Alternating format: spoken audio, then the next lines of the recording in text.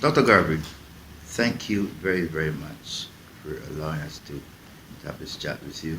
And needless to say, this is a very important occasion in all our lives to discuss the work of your late great father, who has influenced not only the generation of the peoples of Africa, but also many of world leaders as well, who have testified to the fact that he had been an influence in their lives and their decision-making processes.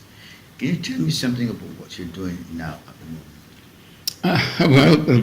We can cut right to the chase. One of the things that we're doing is that we are reissuing basically the philosophy and opinions of Marcus Garvey in a sort of revised edition, because we find that the young people don't really know much about Garvey because they've not been taught it in schools. And as you know, we don't control our schools mostly anywhere. Even in places like Jamaica, they still don't teach Garvey in schools.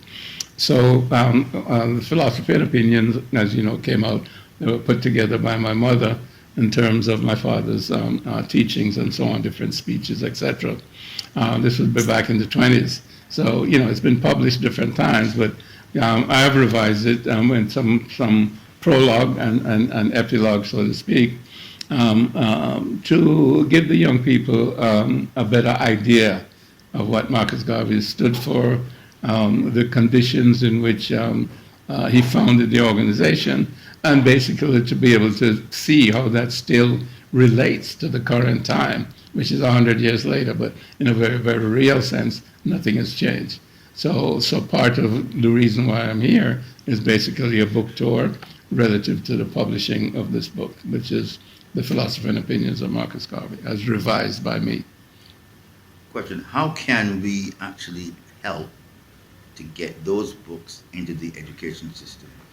Well, first of all, you can publicize it in terms of your media, and you know, whatever influence you have in terms of school boards in your district and so on and so forth, you can encourage them then to put that as part of the curriculum.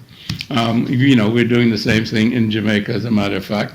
We're involved with a Teach Garvey in the schools program, and that's starting now from the primary all the way up.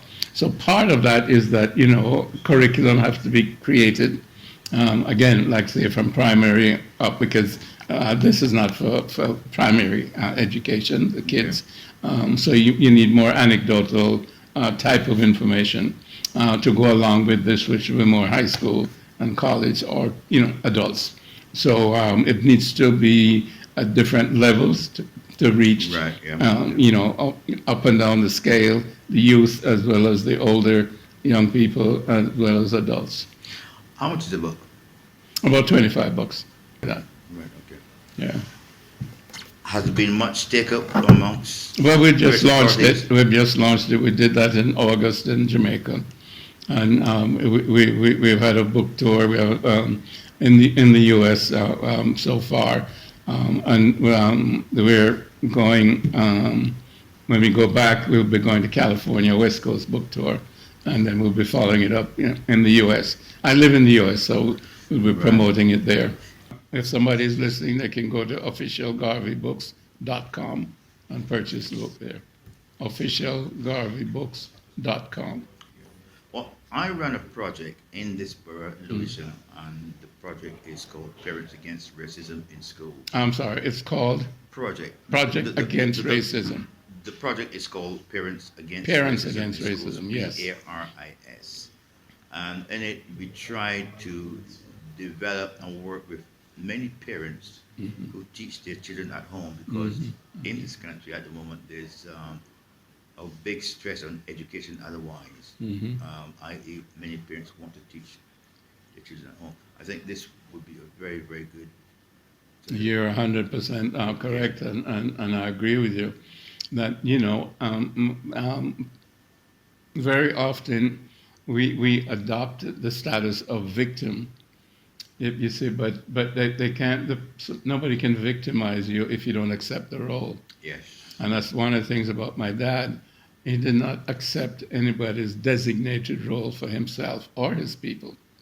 because we have a history, we have a culture, we have traditions, That's right. Music, food, cosmology, philosophy, Yes. going back thousands and thousands of years. And we're the first civilized people on the planet.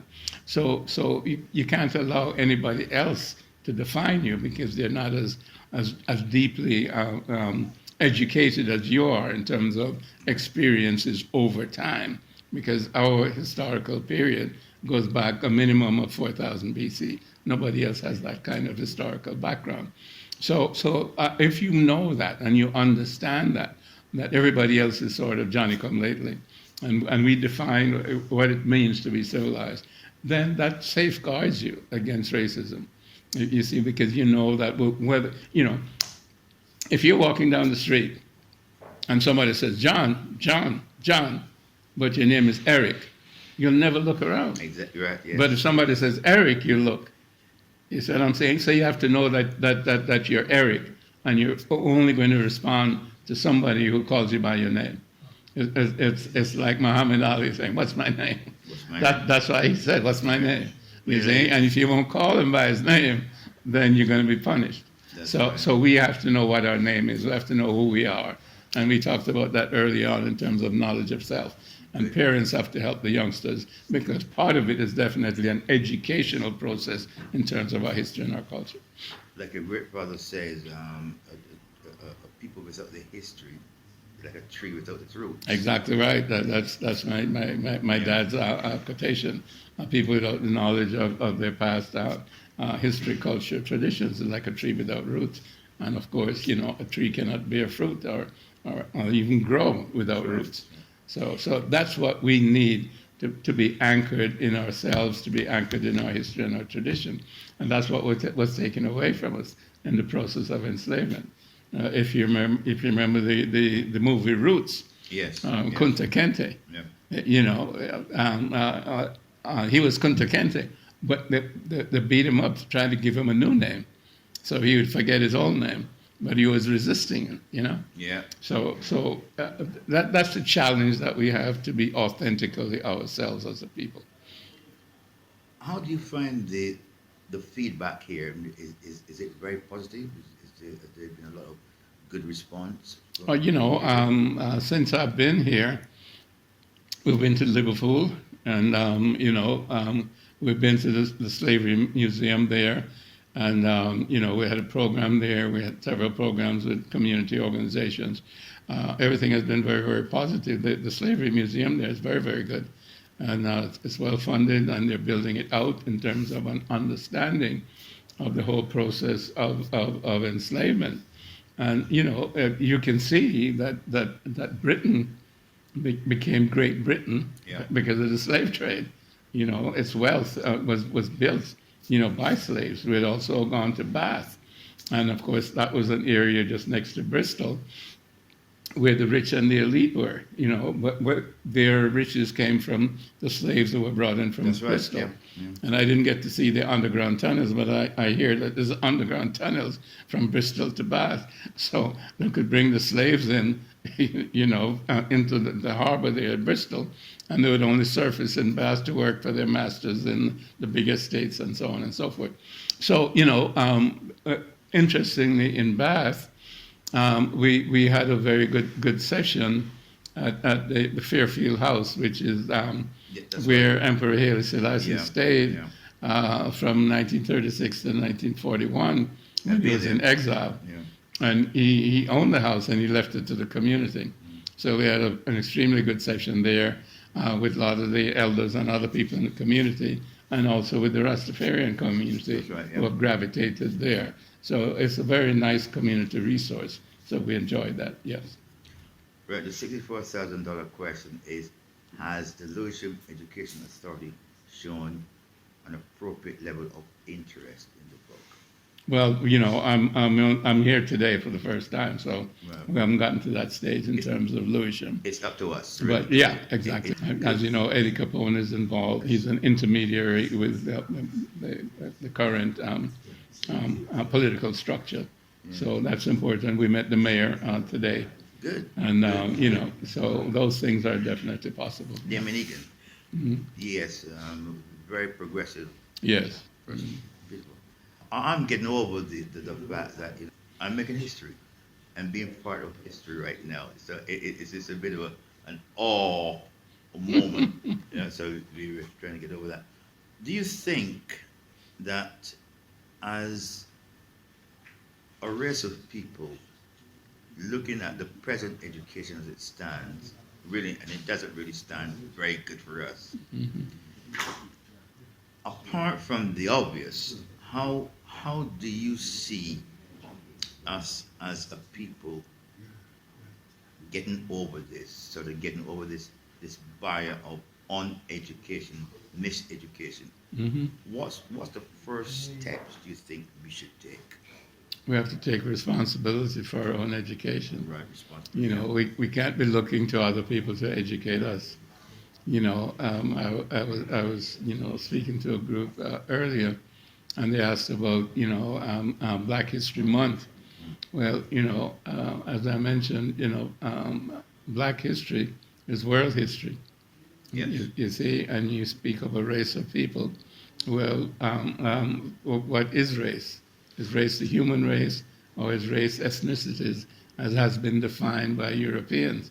You see, if we believe that it's one human race, then there's just one history of the human race.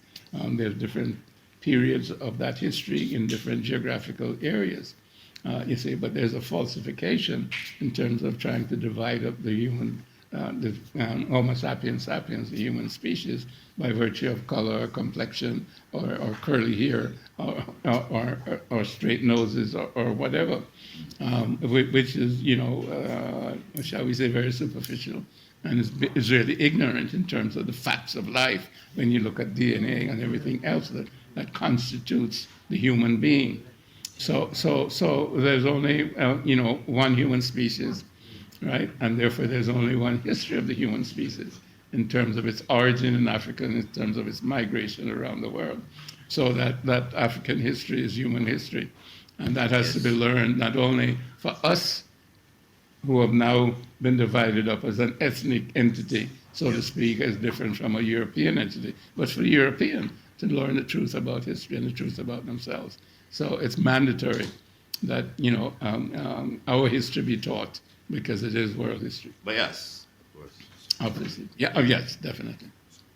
Do you think really that we have got to start looking at the curriculum and finding ways and means in which we can more or less rewrite the parts of it that excludes us? Would you say that is work in hand?